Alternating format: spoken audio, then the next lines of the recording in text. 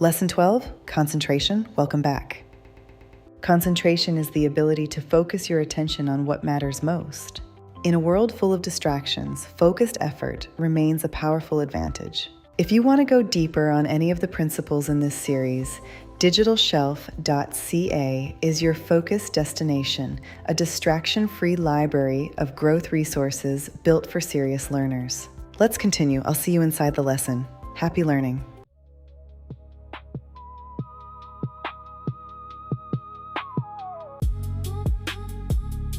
Times, how fortunate. You ought to know by now some of the things not to do. The Law of Success, Lesson 13, Cooperation. You can do it if you believe you can. Cooperation is the beginning of all organized effort. As was stated in the second lesson of this course, Andrew Carnegie accumulated a gigantic fortune through the cooperative efforts of a small group of men, numbering not more than a score. You too can learn how to use this principle. There are two forms of cooperation to which your attention will be directed in this lesson. Namely, first, the cooperation between people who group themselves together or form alliances for the purpose of attaining a given end, under the principles known as the law of the mastermind. Second, the cooperation between the conscious and the subconscious minds, which forms a reasonable hypothesis of man's ability to contact, communicate with, and draw upon infinite intelligence. To one who has not given serious thought to this subject, the foregoing hypothesis may seem unreasonable. But follow the evidence of its soundness and study the facts upon which the hypothesis is based, and then draw your own conclusions. Let us begin with a brief review of the physical construction of the body. We know that the whole body is traversed by a network of nerves, which serve as the channels of communication between the indwelling spiritual ego, which we call mind, and the functions of the external organism. This nervous system is dual. One system, known as the sympathetic, is the channel for all those activities which are not consciously directed by our volition, such as the operation of the digestive organs, the repair of the daily wear and tear of the tissues, and the like. The other system, known as the voluntary or cerebrospinal system, is the channel through which we receive conscious perception from the physical senses and exercise control over the movements of the body. This system has its center in the brain, while the other has its center in the ganglionic mass at the back of the stomach, known as the solar plexus, and sometimes spoken of as the abdominal brain. The cerebrospinal system is the channel of our volitional or conscious mental action, and the sympathetic system is the channel of that mental action which unconsciously supports the vital functions of the body. Thus, the cerebrospinal system is the organ of the conscious mind, and the sympathetic is that of the subconscious mind. But the interaction of conscious and subconscious minds requires a similar interaction between the corresponding systems of nerves, and one conspicuous connection by which this is provided is the vagus nerve. This nerve passes out of the cerebral region as a portion of the voluntary system, and through it we control the vocal organs. Then it passes onward to the thorax, sending out branches to the heart and lungs. And finally, passing through the diaphragm, it loses the outer coating which distinguishes the nerves of the voluntary system and becomes identified with those of the sympathetic system, so forming a connecting link between the two and making the man physically a single entity. Similarly, different areas of the brain indicate their connection with the objective and subjective activities of the mind respectively. And speaking in a general way, we may assign the frontal portion of the brain to the former and the posterior portion to the latter, while the intermediate portion partakes of the character of both. The intuitional faculty has its correspondence in the upper area of the brain, situated between the frontal and the posterior portions, and physiologically speaking, it is here that intuitive ideas find entrance. These, at first, are more or less unformed and generalized in character, but are nevertheless perceived by the conscious mind. Otherwise, we should not be aware of them at all. Then the effort of nature is to bring these ideas into more definite and usable shape, so the conscious mind lays hold on them and induces a corresponding vibratory current in the voluntary system of nerves. And this in turn induces a similar current in the involuntary system, thus handing the idea over to the subjective mind. The vibratory current, which had first descended from the apex of the brain to the frontal brain, and thus through the voluntary system to the solar plexus, is now reversed and ascends from the solar plexus through the sympathetic system to the posterior brain, this return current indicating the action of the subjective mind. If we were to remove the surface portion of the apex of the brain, we should find immediately below it the shining belt of brain substance called the corpus callus. This is the point of union between the subjective and objective, and as the current returns from the solar plexus to this point, it is restored to the objective portion of the brain in a fresh form, which it has acquired by the silent alchemy of the subjective mind. Thus the conception, which was at first only vaguely recognized, is restored to the objective mind in a definite and workable form, and then the objective mind, acting through the frontal brain, the area of comparison and analysis, proceeds to work upon a clearly perceived idea and to bring out the potentialities that are latent in it. The term subjective mind is the same as the term subconscious mind, and the term objective mind is the same as the term conscious mind. Please understand these different terms. By studying this dual system through which the body transmits energy, we discover the exact points at which the two systems are connected, and the manner in which we may transmit a thought from the conscious to the subconscious mind. This cooperative dual nervous system is the Judge T. Toward in the Edinburgh Lectures on Mental Science, most important form of cooperation known to man. For it is through the aid of this system that the principle of evolution carries on its work of developing accurate thought, as described in Lesson 11. When you impress any idea on your subconscious mind, through the principle of autosuggestion, you do so with the aid of this dual nervous system. And when your subconscious mind works out a definite plan of any desire with which you impress it, the plan is delivered back to your conscious mind through this same dual nervous system. This cooperative system of nerves literally constitutes a direct line of communication between your ordinary conscious mind and infinite intelligence. Knowing, from my own previous experience as a beginner in the study of this subject, how difficult it is to accept the hypothesis here described, I will illustrate the soundness of the hypothesis in a simple way that you can both understand and demonstrate for yourself.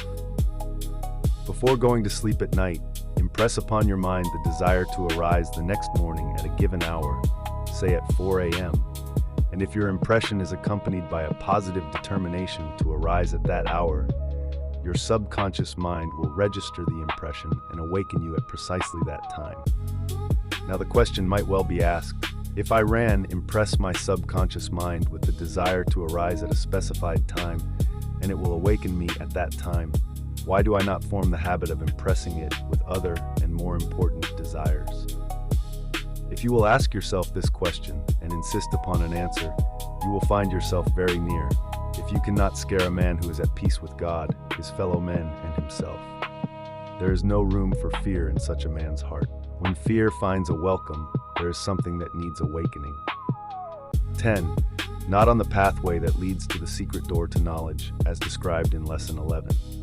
We will now take up the subject of cooperation between men who unite or group themselves together for the purpose of attaining a given end. In the second lesson of this course, we referred to this sort of cooperation as organized effort. This course touches some phase of cooperation in practically every lesson.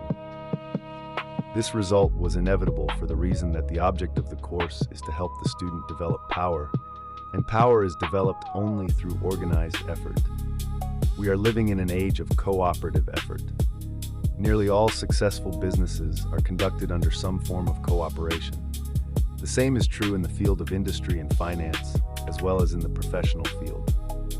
Doctors and lawyers have their alliances for mutual aid and protection in the form of bar associations and medical associations. The bankers have both local and national associations for their mutual aid and advancement. The retail merchants have their associations for the same purpose. The automobile owners have grouped themselves into clubs and associations. The printers have their associations, the plumbers have theirs, and the coal dealers have theirs. Cooperation is the object of all these associations. The laboring men have their unions, and and those who supply the working capital and superintend the 11 efforts of laboring men have their alliances under various names. Nations have their cooperative alliances, although they do not appear to have yet discovered the full meaning of cooperation. The attempt of the late President Wilson to perfect the League of Nations, followed by the efforts of the late President Harding to perfect the same idea under the name of the World Court, indicates the trend of the times in the direction of cooperation. It is slowly becoming obvious to man that those who most efficiently apply the principle of cooperative effort survive longest, and that this principle applies from the lowest form of animal life to the highest form of human endeavor. Mr. Carnegie and Mr. Rockefeller and Mr. Ford have taught the businessman the value of cooperative effort. That is, they have taught all who cared to observe the principle through which they accumulated vast fortunes. Cooperation is the very foundation of all successful leadership. Henry Ford's most tangible asset is the well-organized agency force that he has established. This organization not only provides him with an outlet for all the automobiles he can manufacture, but of greater importance still, it provides him with financial power sufficient to meet any emergency that may arise, a fact which he has already demonstrated on at least one occasion. As a result of his understanding of the value of the cooperative principle, Ford has removed himself from the usual position of dependence upon financial institutions, and at the same time provided himself with more commercial power than he can possibly use. The Federal Reserve Bank system is another example of cooperative effort, which practically ensures the United States against a money panic. The chain store systems constitute another form of commercial cooperation that provides advantage through both the purchasing and the distributing end of the business. The modern department store, which is the equivalent of a group of small stores operating under one roof, one management, and one overhead expense, is another illustration of the advantage of cooperative effort in the commercial field. In Lesson 15, you will observe the possibilities of cooperative effort in its highest form, and at the same time you will see the important part that it plays in the development of power.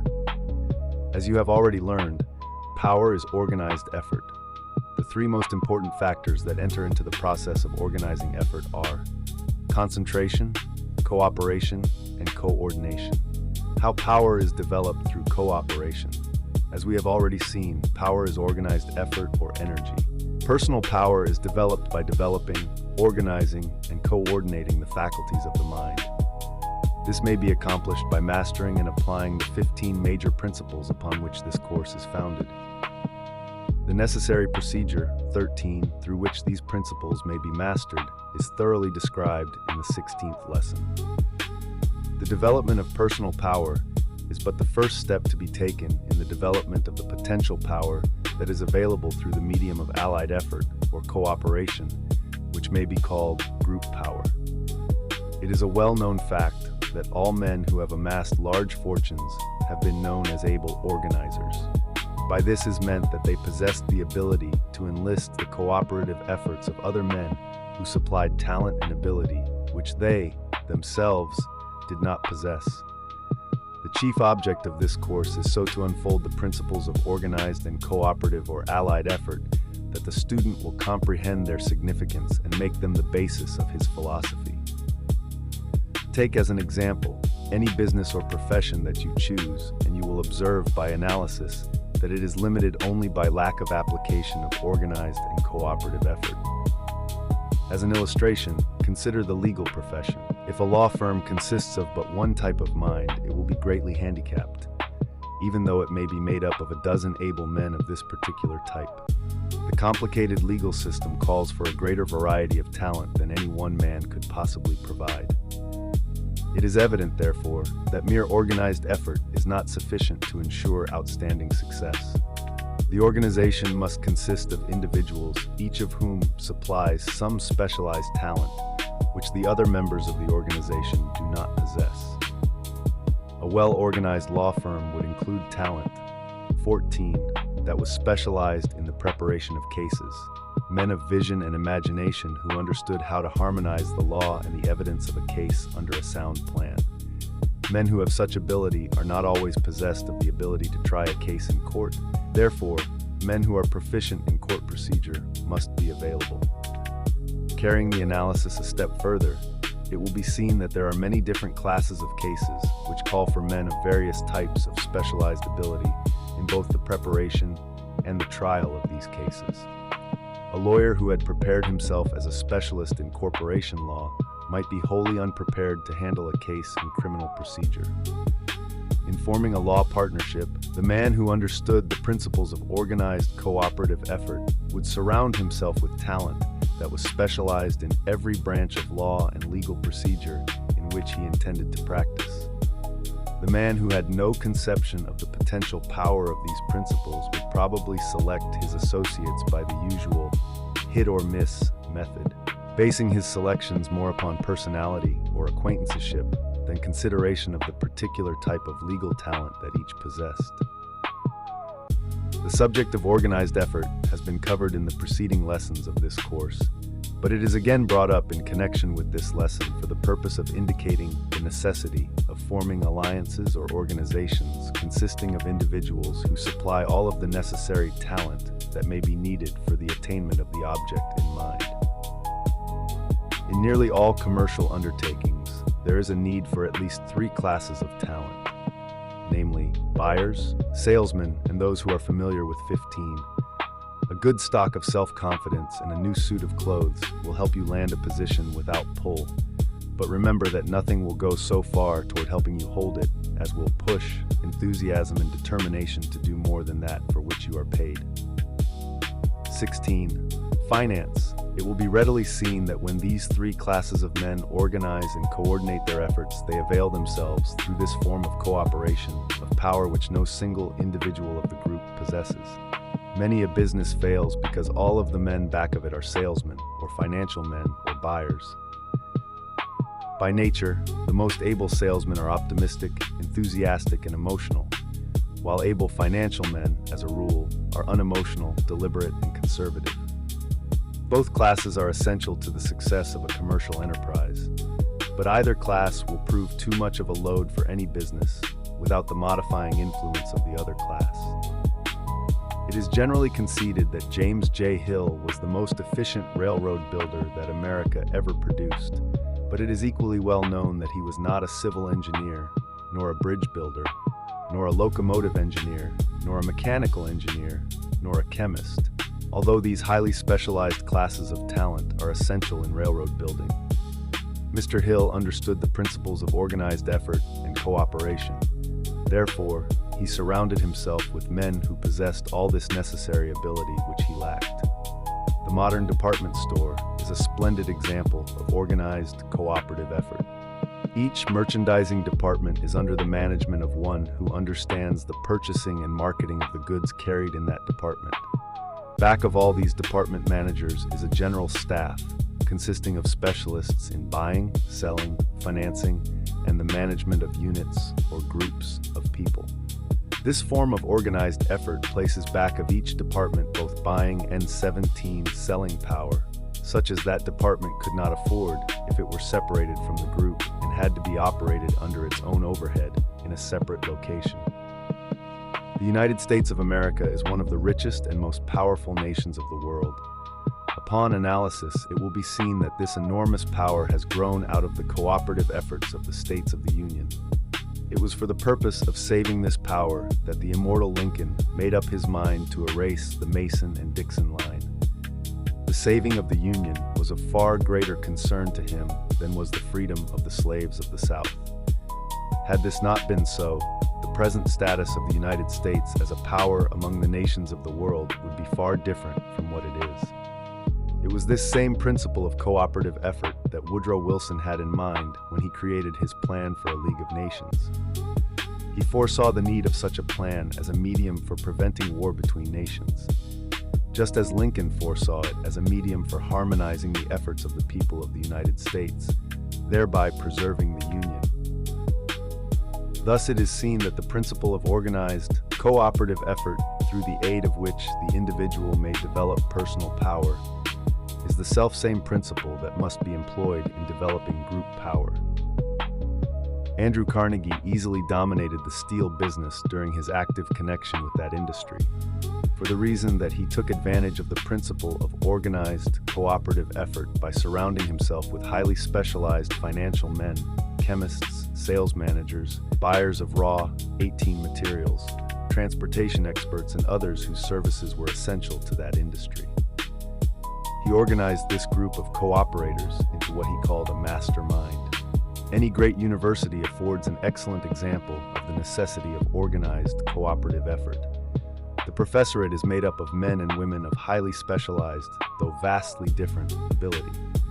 One department is presided over by experts in literature, another department by expert mathematicians, another department by experts in chemistry, another department by experts in economic philosophy, another department by experts in medicine, another by experts in law, etc.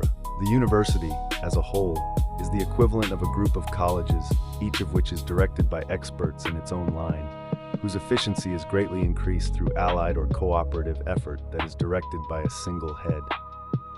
Analyze power, no matter where or in what form it may be found, and you will find organization and cooperation as the chief factors back of it. You will find these two principles in evidence in the lowest form of vegetation, no less than in the highest form of animal, which is man. Off the coast of Norway is the most famous and irresistible maelstrom in the world. This great whirlpool of ceaseless motion has never been known to give any victim who was caught in its circling embrace of foaming water. No less sure of destruction are those unfortunate souls who are caught in the great maelstrom of life, toward which all who do not understand the principle 19 of organized, cooperative effort are traveling. We are living in a world in which the law of the survival of the fittest is everywhere in evidence.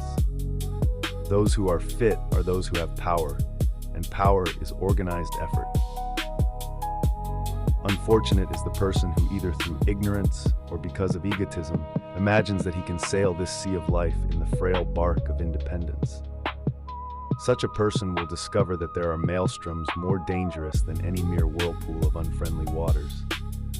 All natural laws and all of nature's plans are based upon harmonious, cooperative effort, as all who have attained high places in the world have discovered. Wherever people are engaged in unfriendly combat, no matter what may be its nature or its cause, one may observe the nearness of one of these maelstroms that awaits the combatants.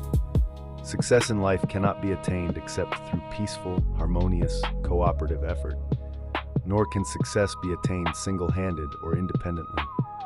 Even though a man live as a hermit in the wilderness, far from all signs of civilization, he is, nevertheless, dependent upon forces outside of himself for an existence. The more he becomes a part of civilization, the more dependent upon cooperative effort he becomes. Whether a man earns his living by day's work or from the interest on the fortune he has amassed, he will earn it with less opposition through friendly cooperation with others. Moreover, the man whose philosophy is based upon cooperation instead of competition will not only acquire the necessities and the luxuries of life with less effort, but he will enjoy an extra reward and happiness such as others will never feel. Fortunes that are acquired through cooperative effort inflict no scars upon the hearts of their owners, which is more than can be said of fortunes that are acquired through conflict and competitive methods that border on extortion. The accumulation of material wealth, whether the object is that of bare existence or luxury, consumes most of the time that we put into this earthly struggle. If we cannot change this materialistic tendency of human nature, we can, at least, change the method of pursuing it by adopting cooperation as the basis of the pursuit. Cooperation offers the twofold reward of providing one with both the necessities and the luxuries of life, and the peace of mind which the covetous never know. The avaricious and covetous person may amass a great fortune in material wealth. There is no denying this fact, but he will have sold his soul for a mess of pottage in the bargain. Let us keep in mind the fact that all success is based upon power, and power grows out of knowledge that has been organized and expressed in terms of action. The world pays for but one kind of knowledge, and that is the kind which is expressed in terms of constructive service. In addressing the graduating class of a business college, one of the best-known bone bankers in America said, "You ought to feel proud of your diplomas because you have been preparing yourselves for action in the great field of business." 21, quibbling over salary to start with, has lost many a man the big opportunity of a lifetime. If the position you seek is one that you know you can throw your whole heart into, take it, even if you have to work for nothing until you deliver a good sample of your goods. Thereafter, you will receive pay in proportion to the quality and quantity of the work you perform. 22. One of the advantages of a business college training is that it prepares you for action, not to belittle other methods of education, but to exalt the modern business college method. I am reminded to say that there are some colleges in which the majority of the students are preparing for practically everything else except action. You came to this business college with but one object in view, and that object is to learn to render service and earn a living. The latest style of clothing has been of little interest to you because you have been preparing yourself for work in which clothes of the latest style will play no important part. You did not come here to learn how to pour tea at an afternoon party, nor to become masters at affecting friendliness while inwardly feeling envy for those who wear finer gowns and drive costly motor cars. You came here to learn how to work. In the graduating class before which this man spoke were 13 boys, all of whom were so poor that they had barely enough money with which to pay their way. Some of them were paying their own way by working before and after school hours. That was 25 years ago. Last summer, I met the president of the business college which these boys attended, and he gave me the history of each one of them, from the time that they graduated until the time when I talked to him. One of them is the president of one of the big wholesale drug companies and a wealthy man. One is a successful lawyer. Two own large business colleges of their own. One is a professor in the Department of Economics in one of the largest universities in America. One is the president of 23, one of the large automobile manufacturing companies. Two are presidents of banks and wealthy men. One is the owner of a large department store. One is the vice president of one of the great railway systems of the country. One is a well-established certified public accountant. One is dead. And the 13th is compiling this reading course on the law of success.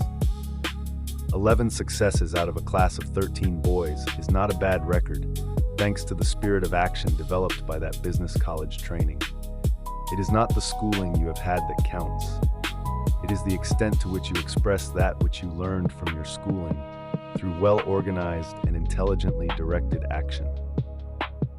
By no means would I belittle higher education, but I would offer hope and encouragement to those who have had no such education, provided they express that which they know, be it ever so little, in intensive action, along constructive lines. One of the greatest presidents who ever occupied the White House had but little schooling, but he did such a good job of expressing what knowledge he acquired by that little schooling through properly directed action that his name has been inseparably woven into the history of the United States. Every city, town, and hamlet has its population of those well-known characters called ne'er-do-wells. And if you will analyze these unfortunate people, you will observe that one of their outstanding features is procrastination.